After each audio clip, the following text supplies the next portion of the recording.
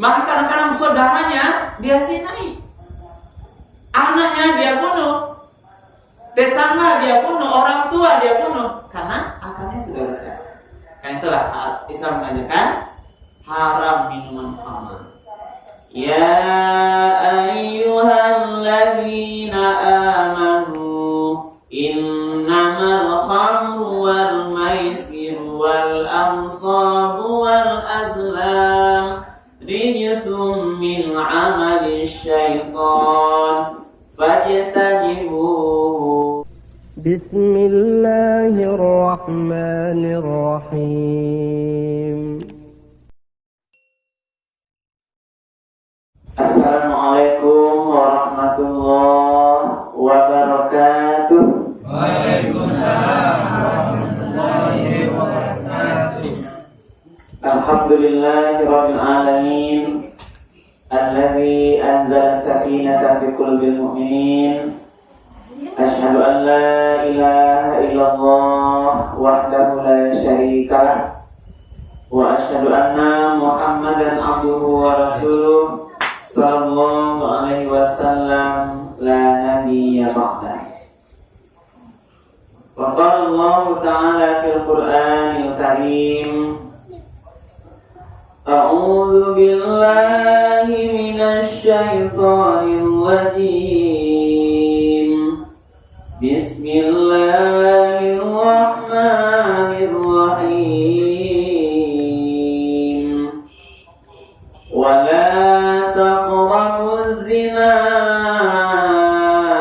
innahu kana fahishah wa sa'a sabila. Sadaqallahul azim. Bapak dan ibu para jemaah yang dimuliakan oleh Allah, jemaah Musalla Darussalam Koto Dalam, ibu. Alhamdulillah, maka kita bersyukur kepada Allah Subhanahu wa taala karena sampai pada malam Ramadan yang ke-15. Iya, ibu. Iya, Ma. Di sana mana? Tanya mana bukan tadi ya. Jadi malam kali mau balik berarti Lasaparo ya Pak. Lasaparo lewat bulan Ramadan kita lagi.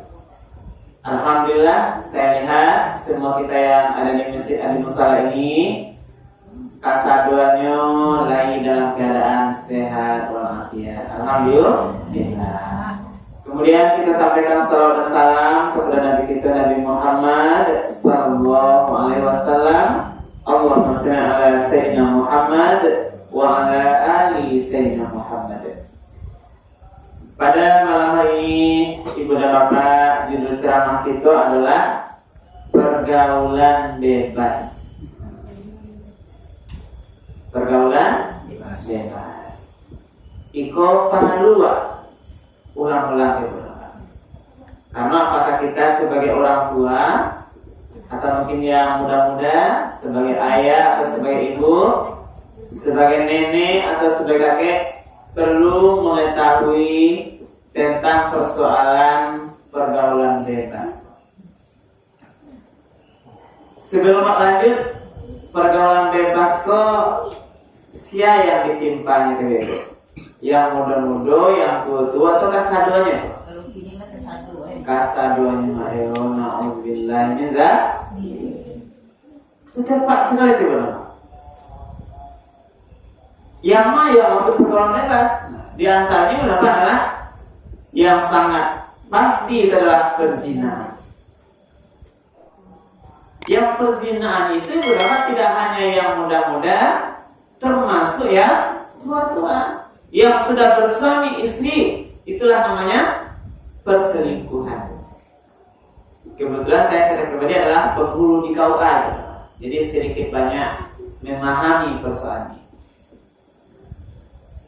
Dan bahkan sejak zaman Nabi, nah, perzinahan itu yang wak pahami kan antara yang dimaksud dengan zina itu adalah melakukan hubungan layaknya suami istri di antara dua orang yang tidak terikat perkawinan yang sah. Itu zina. Itu kunci. Dia bagaul, tapi tidak ada nikahnya sah. Apakah bujang gadis sebelum nikah atau yang sama-sama menikah? Makanya agama dalam zina kau sangat baik itu. Kalau dia berzina sudah menikah keduanya, itu dirajam. Lihat nanti surah An-Nur ayat 2 nanti. Pezina laki-laki, pezina perempuan, kalau dia itu adalah hendaklah dia didera 100 kali dera. Dalam dalil lain, kalau dia sudah sama-sama menikah, dirajam. Dirajam itu dimasukkan ke dalam lubang, tinggal mungkin dado kapolo kate dilempari nanti. Dia kok dirajam sana sampai nanti dia meninggal. Itu barunya hukuman zina. Nah, itu satu jenis pergaulan bebas. Apalagi minuman keras. Rupanya beberapa yang minum kare mabok kok sama aja nenek kata tadi. Nggak hanya muda-muda, yang tua-tua pun terlibat minuman keras. Tidak hanya laki-laki, yang perempuan pun ada yang terlibat meminum minuman keras, mabuk. Ibu dan bapak, malam tadi ini kejadian musibah. Ketika kami para ustaz HDR dulu berkumpul musyawarah di Simpang Gelora, terjadi tabrakan Honda. Meninggal langsung. Saya ikut mengangkatnya ketika di lokasi setelah kecelakaan tadi. Karena kami sedang rapat bersama, tabrakan keras. Ternyata Bu, di dalam Hondanya itu berserakan tuan. Anak SMP kelas 3. SMP di Mapatugul. Katanya dia kesini mendaftar di SMK. Malam tadi jam 10 kami pulang tadi bertemu bersama rapat, tabrakan, dia kok berempat. Nah ini kita duga nih ya, kita duga dia mau pesta tua. Ini prasangka kita, karena di Honda itu terserah berserakan tua Bu di Aswen. Simpang waktu ibu mau ke Gelora ke lapang bola, pas di simpang itu dia 4 motor, yang 3 sudah lewat, yang motor ke belakangnya yang terakhir karena kencang ada orang mau belok kanan ditabrak. Orang tuh yang mobil yang tarik itu kebetulan karena ban depannya yang kena, dia kebiasa dia langsung meloncat. Tertumbuk di batu kadang. Kalau darah dari muncul kami selamatkan dia naik ke mobil, baru di jalan tiba di rumah sakit. Takdirnya sudah sampai dia meninggal.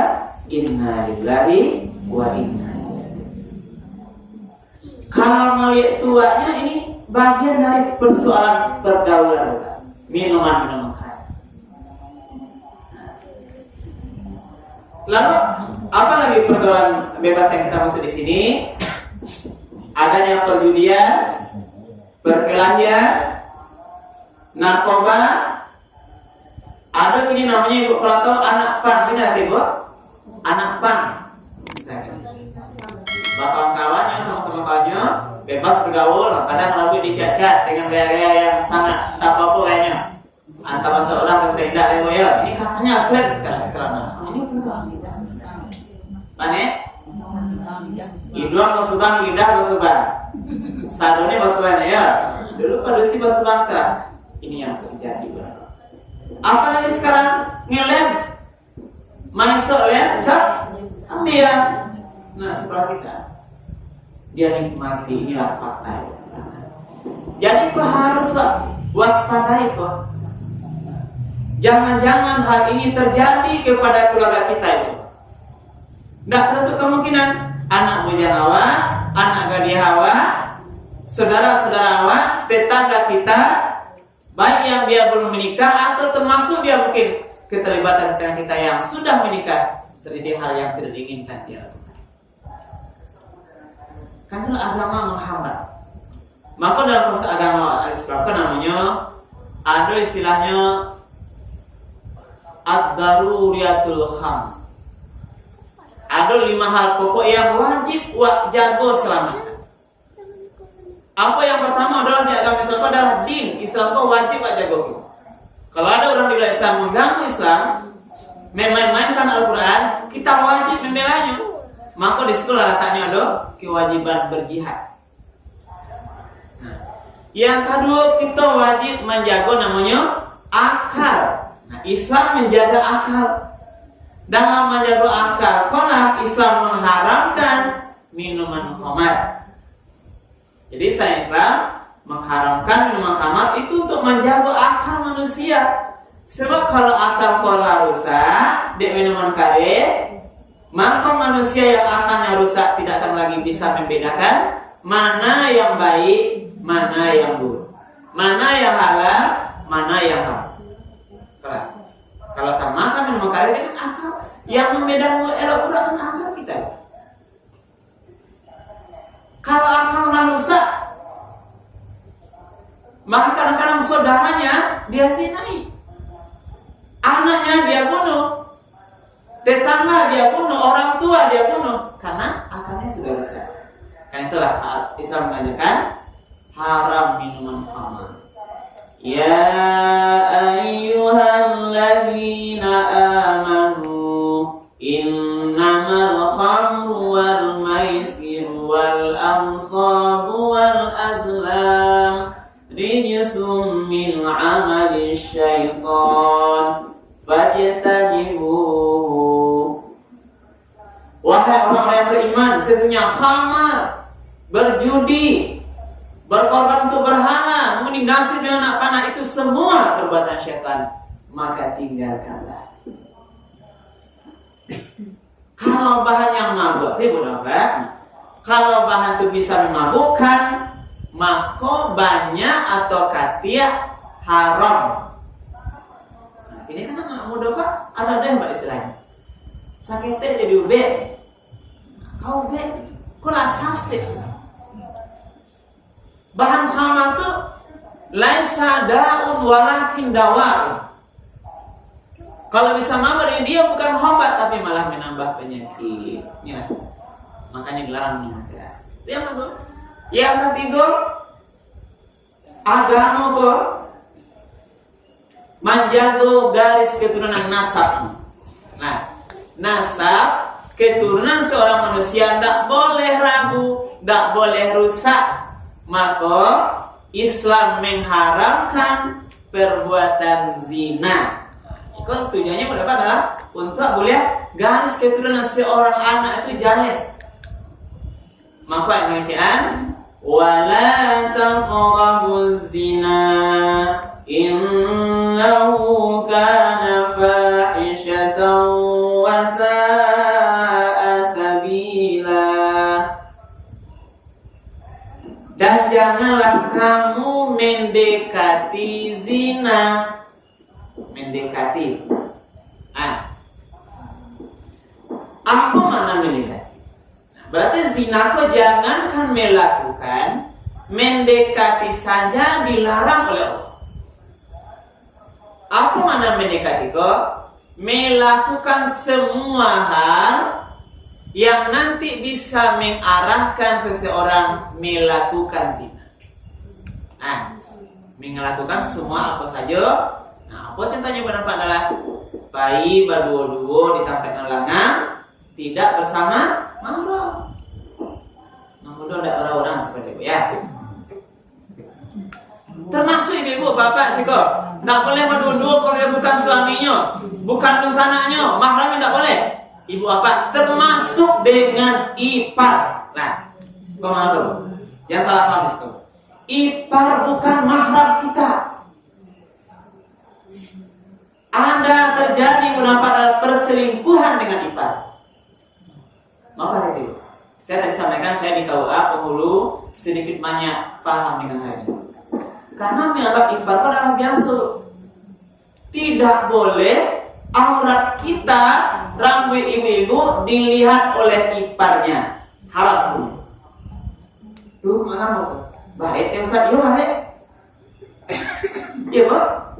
Tidak boleh nampak rambut awak, dek, adik laki awak atau abang laki karena dia ipar, bukanlah mahram kita. Rambut ini jilbab.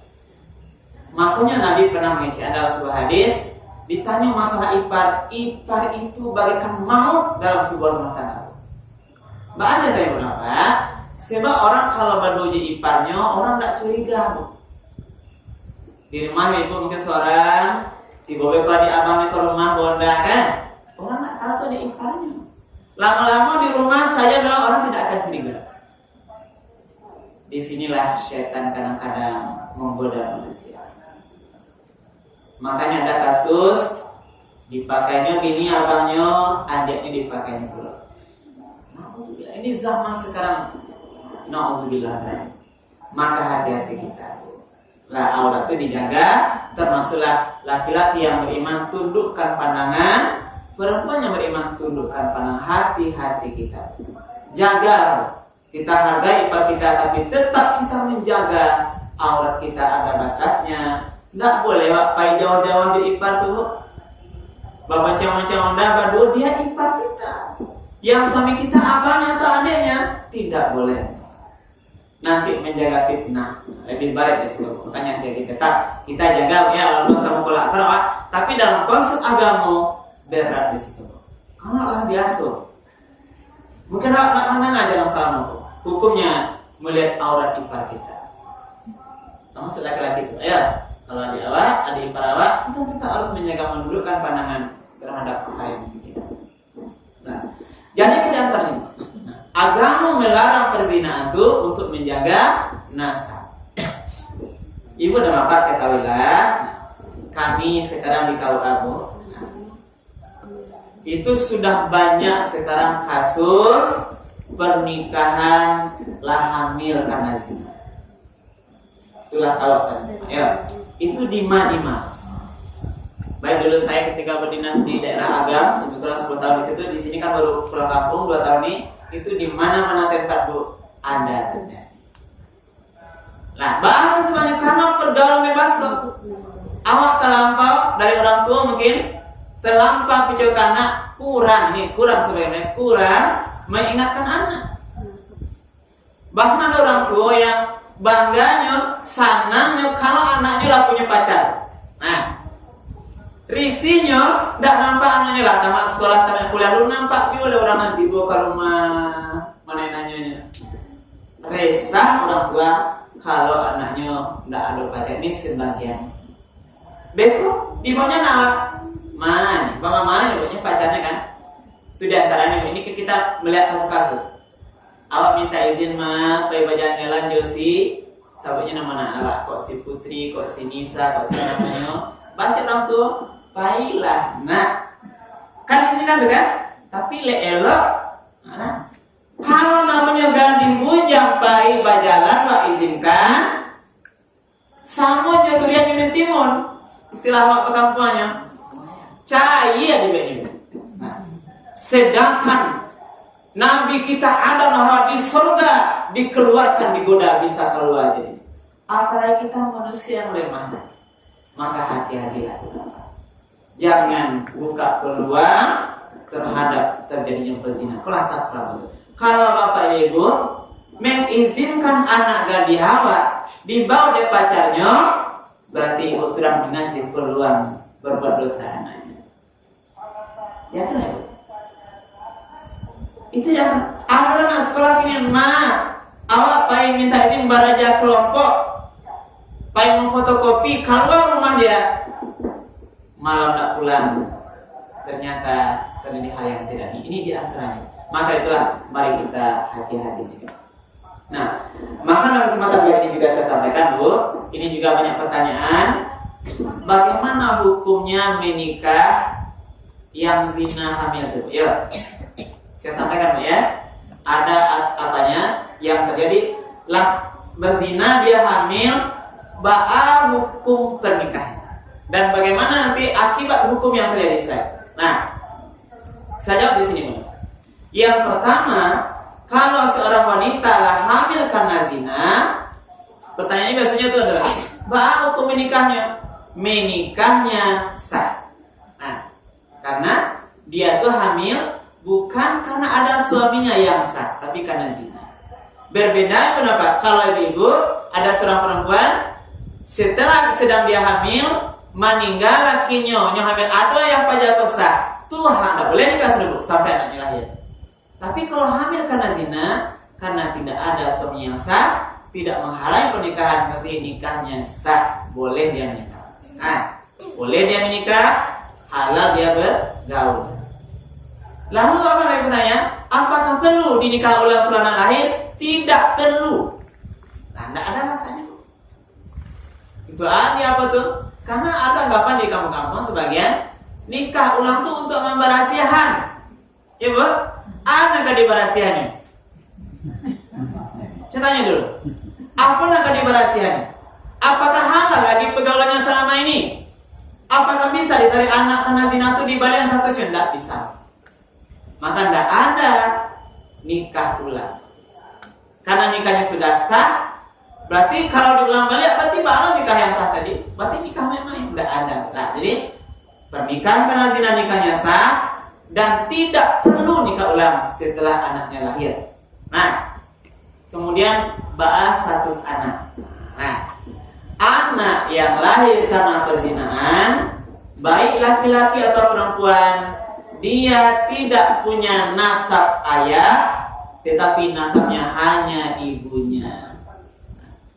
Tidak diakui secara agama anak. Karena anak yang satu, anak yang lahir dan dilakukan hubungan sama istri setelah pernikahannya sah. Ikut pajakku dibuat sebelum nikah sah. Berarti anaknya tidak sah. Berarti tidak ada nasab ayahnya. Tidak punya ayah itu soalnya. Walaupun dia nikah oleh ayahnya secara biologis, secara konsep agama dia tidak punya ayah. Lalu apa akibatnya? Akibatnya bekolah. Satu, kalau anak pepadusi nanti dia sudah besar mau menikah, tidak boleh wali nikah ayah biologis itu. Karena dia tidak punya ayah secara agama, walinya wali hakim.